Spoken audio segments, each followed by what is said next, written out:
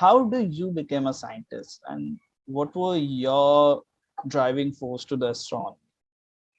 Yeah, so actually, Paul just also told you that when I was in school, that's when Cosmos came on TV, Carl Hmm. Sagan's Cosmos, and I loved it. मुझे बहुत पसंद आया था. And मेरे father ने मुझे उसका book gift किया, क्योंकि उन्होंने कहा ये देखो वीडियो में तो कुछ चीज़ें हैं लेकिन बुक में बहुत ज़्यादा है, इसमें इंफॉर्मेशन लिमिटेड है. तो वो बुक ऑब्वियसली मैंने कई बार पढ़ लिया, मुझे बहुत पसंद आया था. एंड मैं बॉम्बे की रहने वाली हूँ, तो बॉम्बे में प्लानिटेरियम है, तो मैं प्लानिटेरियम जाने लगी जब मैं 11th स्टैंडर्ड 12th स्टैंडर्ड में थी. और प्लानिटेरियम में एक मौका मिलता था कि आप स्टूडेंट गाइड बन सकते थे, यानी कि बिफोर द शो उसके जो मॉडल्स थे उसको समझाने, लोगों को समझाने के लिए आप एक्सप्लेन कर सकते थे. फिर स्काई शोज़ भी अगर थे तो उसमें भी शामिल हो सकते थे. एक्लिप्स वगैरह कुछ हुआ तो उसके इवेंट में भी कर सकते थे. तो मैं वो प्लानिटेरियम के कामों में भी इन्वॉल्व हो गई along with college.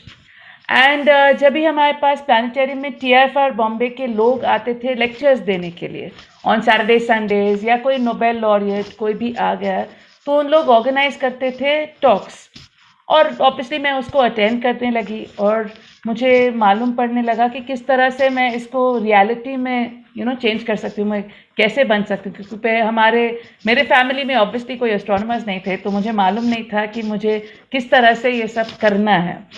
And so I would say that obviously encouragement from home, from teachers, from places and all that. And मुझे इतना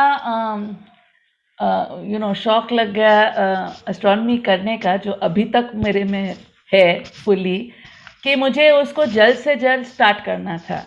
एंड जब जैसे मैंने आज के सेशन में प्लेनेटरियम सेशन में बताया कि इंडिया में आपको बैचलर्स मास्टर्स में शायद एक आध कोर्स आप कर सकते हैं, बट PhD में फिर होगा आपका एस्ट्रोनॉमी. मैं चाह रही थी कि मैं उसके पहले स्टार्ट कर दूँ एस्ट्रोनॉमी, जिसके लिए ऑब्वियसली आंसर था कि बाहर जाना चाहिए ताकि बाहर आपको कोर्सेज मिल सके. तो मैं अमेरिका के लिए भी ट्राई कर रही थी और पैरेलली रशिया के लिए भी मैंने ट्राई किया. एंड रशिया का एडवांटेज ये था कि वहाँ पे आपको फुल स्कॉलरशिप था. जब इंडो सोवियत फ्रेंडशिप का था तो आपको फुल स्कॉलरशिप मिल सकता था जाके पढ़ने के लिए. तो मैंने वो अप्लाई किया एंड 17 साल की उम्र में मैं मॉस्को चले गई पढ़ाई के लिए. तो that was an integrated masters course. लेकिन ओनली प्रॉब्लम उसमें ये था कि आपको कोर्स रशियन में करना पड़ता था.